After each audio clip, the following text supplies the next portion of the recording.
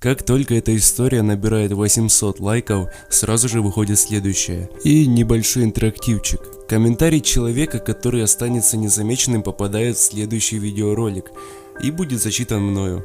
Думаю, получится прикольненько.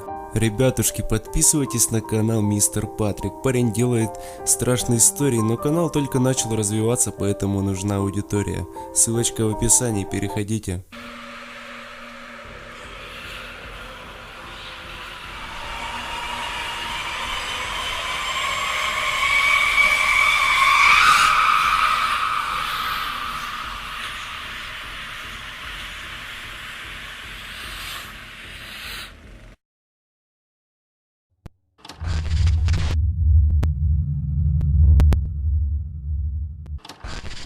И я, вздрогнув, проснулся от еле слышного стука во входную дверь и непонимающе уставился в темноту.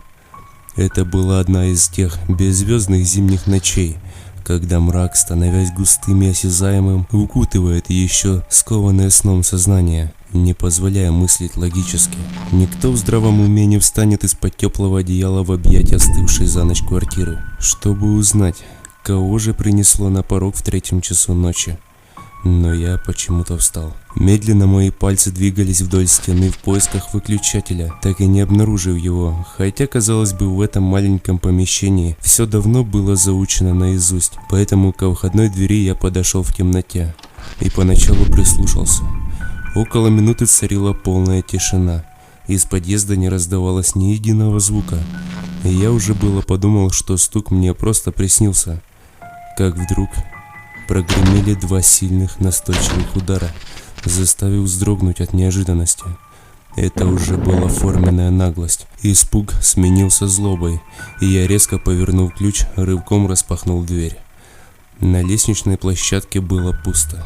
Ни сверху, ни снизу не доносилось эхо удаляющихся шагов того шутника, что решил развлечься таким странным образом. Тогда я не придал этому особого значения, так как жил на 2-м этаже, и некто вполне мог успеть выскочить из подъезда, пока я открывал замок. Хотя для этого ему нужно было быть очень прытким. Поежившись от холода, я поскорее запер квартиру и наконец включил свет в прихожей. Упрощенная планировка моего однокомнатного жилища, как ничто другое, способствовала появлению сильных сквозняков. Потому кухня, отделенная от комнаты лишь тонкой стенкой, обычно плотно закрывалась дверью с крепкой советской щеколдой. Очевидно, вчера я забыл это сделать, так как дверь была слегка приоткрыта. Адреналин уже схлынул, мозг медленно засыпал. Потом руки автоматически закрыли засов, а послушные ноги донесли мое сонное тело обратно в кровать. Ночь, рассекаемая снегопадом, продолжила вытягивать свет из всего сущего, и я моментально провалился в сон без сновидений. Прошел час, или может быть всего 5 минут с того момента, как я лег, и что-то снова потревожило мой слух. Вокруг была непроглядная темнота, и я сел и прислушался. Секунда другая, и вдруг появляется знакомый стук. Но уже не во входную дверь, а в стенку из кухни в комнату. Он был почти осязаем в ночной тишине. Ледяная волна пронеслась по моему телу с головы до ног. Постукивание усиливалось, учащалось и медленно, но равномерно продвигалось вдоль стены в сторону прихожей. Я отчетливо понимал, что закрывал входную дверь и что сплю очень чутко, а потому никто не мог войти в квартиру, не разбудив меня при этом. Однако настойчивый стук был реален. Все ближе и ближе к выходу из кухни. Вторило в такт мое готовое вырваться из груди сердце. Разум пытался подобрать комбинацию логических действий для такой ситуации, но алогичность происходящего выворачивала поток мыслей наизнанку. И я вспомнил все, что слышал о привидениях, домовых и прочих ночных посетителях. И не нашел ничего лучше, чем старый способ, о котором мне рассказывала еще прабабка, впуская на ночлег в свой деревенский дом. Она каждый раз повторяла: «Внук, если услышишь среди ночи возню в сенях или громкий звон посуды, то смело кричи на шум распоследними словами, которыми вы с ребятами перерекаетесь, пока бегаете в поле. Да погромче, за это уши тебе драть не стану». Раз последние слова мне в голову не шли, поэтому я просто вдохнул поглубже и, пугая собственного осипшего голоса, заорал: «Пошел к черту!» Стук на мгновение затих, Затем из-за стены раздался визжащий, срывающийся в фальцет смешок, и постукивание, уже куда более сильное и быстрое, устремилось к двери в прихожую. Я в ужасе вскочил с кровати и на ватных ногах в 2 прыжка выбежал из комнаты. Щеколда была все так же надежно закрыта. Пока я судорожно запрыгивал в одежду, не заботясь об аккуратности, постукивание добралось до двери. Мы оба затихли. Я отчетливо различал глубокое дыхание, доносившееся с той стороны. Немая сцена продолжалась пару минут, а затем дверь сотряс сильнейший удар. С потолка полетели куски старой штукатурки. Петли натужно затрещали, но толстая щеколда выдержала. Последовал еще один удар, затем еще, но уже в окно. Загудели стекла, открылась оконная рама. Я, окончательно теряя здравый рассудок, одним прыжком выскочил из квартиры и бегом понесся во тьму пустых улиц. Весь остаток ночи я бездумно бродил по району, греясь в подъездах и шарахаясь от каждой тени. Долго находиться в одном месте не получалось. Подсознание, будто издеваясь, улавливало любые мелкие звуки и трансформировало их в отголоски постукивания, снова и снова, гоня меня прочь. Вскоре настал поздний декабрьский рассвет, а за ним показались сонные собачники со своими не по времени бодрыми питомцами. Люди стали стягиваться к парковкам и остановкам, город ожил. Вся эта обыденная серая суета вернула меня к ощущению реальности, а ночные страхи отступили. Остался только осадок от собственной глупой трусости и сильное желание поспать. Несмотря на это, мне совершенно не хотелось идти назад. Иррациональный испуг прошлой ночи еще действовал, но здравомыслие подсказывало, что мой дом – это моя, черт возьми, крепость.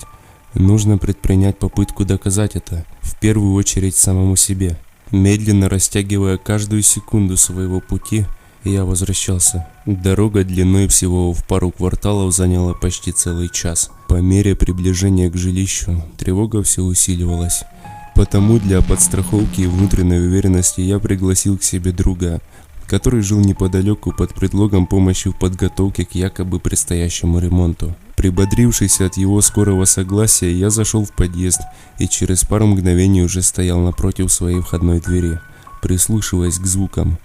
Внутри было тихо, но без тревоги я повернул ключ в замке и вошел внутрь, быстро включив свет. Все выглядело точно так же, как в момент моего бегства. Из коридора виднелась незаправленная кровать. В комнате по полу тут и там были разбросаны какие-то вещи, которые я уронил, пока в спешке собирался. Кухня осталась заперта. Глубоко вздохнув, я медленно отодвинул щеколду, стараясь сделать это совершенно бесшумно, а затем, собрав волю в кулак, распахнул дверь. Внутри все было на своих местах. Уже смелее я зашел внутрь, оглядываясь по сторонам, проверил дверь изнутри, оконную раму и пол. Нигде не было ни следа чего-либо ночного присутствия.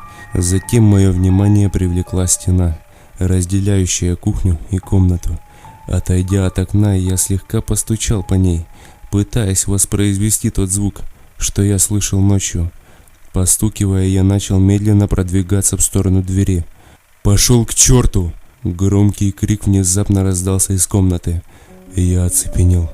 Это был мой собственный голос, только с каким-то совершенно неестественным визгом. Пару мгновений я стоял не в силах пошевелиться от страха, а затем рванулся к выходу, с размаха ударив плечом в кухонную дверь. Посыпалась старая штукатурка, но дверь не поддавалась. Щеколда оказалась закрыта с той стороны. Я стоял тупо, глядя вперед, и тяжело дышал в попытке осознать происходящее. Зазвенел мобильный телефон, который остался на полке в коридоре. Пару секунд мелодия громко оповещала о входящем звонке, а затем прервалась. Мой голос с другой стороны двери спокойно отменял встречу с другом, который, насколько я успел разобрать, звонил предупредить о том, что слегка задерживается, но прибудет с минуты на минуту. И это стало последней каплей. В ужасе, отступив от двери, я вскочил на подоконник и открыл кухонное окно. Нужно было выбираться отсюда любым способом. Внизу за прошедший месяц намело немалый сугроб. Да и второй этаж был не то чтобы очень высоко от земли. Потому ни секунды не раздумывая, я прыгнул вперед, но зацепился карманом расстегнутой куртки за край оконной ручки. Рама со стеклом, звонко хлопнув, закрылась. Резкий рывок слегка изменил траекторию моего падения, и я весьма болезненно ударился, приземлившись далеко от центра того сугроба, в который целился. Держась за отбитый бок, я кое-как встал на ноги и неожиданно для себя обнаружил, что эта оплошность, вероятно, спасла мне жизнь. В центре сугроба, слегка присыпанный вчерашним снегом, торчал острый обломок железной ржавой трубы, которая, если бы не случайность, с легкостью пронзила бы меня насквозь. Быть может, это было просто совпадением, но в тот момент мой объятый паникой рассудок незамедлительно связал события, происходящие в квартире, и этот кусок трубы в единую фатальную цепочку. Чей-то злой замысел пытался провести меня по тонкому мостику между тысячами вероятностей прямиком к смерти. Так я думал в тот момент. Именно этот факт осознания чужеродного вмешательства придал мне сил, породив нечто вроде благородной злости. И я не бежал прочь в панике, а думал. Вернувшись в свой подъезд и сев около собственной двери, я размышлял. Долго, очень долго раскладывая все, что случилось на полочке. День сменился вечером. Из квартиры не доносилось ни звука. Холод и дрема все сильнее наваливались на меня. А в голову, как назло, не шла ни одна дельная мысль. Прошел час с тех пор, как я в последний раз вставал на ноги, прохаживаясь по площадке. Сон валил с ног, и только пробирающий до костей мороз, сочившийся сквозь неплотные окна подъезда, хоть как-то бодрил. Наконец я понял, что сил больше не осталось, и я сломлен, голоден, страшно замерз, и вот-вот усну прямо на полу. Все это напрочь вытеснило страх, отодвинув его на задний план. Ключи от квартиры остались внутри, потому я не придумал ничего более идиотского, чем просто постучать в свою собственную квартиру, в изнеможении навалившись на стену рядом. Прошло не более минуты, как вдруг дверь плавно приоткрылась. Смутно отдавая отчет в своих действиях, я схватил ручку и, резко дернув ее на себя, заскочил в квартиру и захлопнул дверь, закрыв замок изнутри. Ноги подкосились от ужаса. Я сидел в кромешной темноте коридора, тяжело дыша и ожидая своей участи. Неожиданно со стороны лестничной клетки раздались два сильных удара и разочарованный визгливый вздох. Затем повисла звенящая тишина. И я, слабо веря во все происходящее, постепенно осознал, что все закончилось, что мне совершенно случайно удалось победить в этой странной инфернальной игре, а затем услышал слабый стук в дверь к соседям напротив.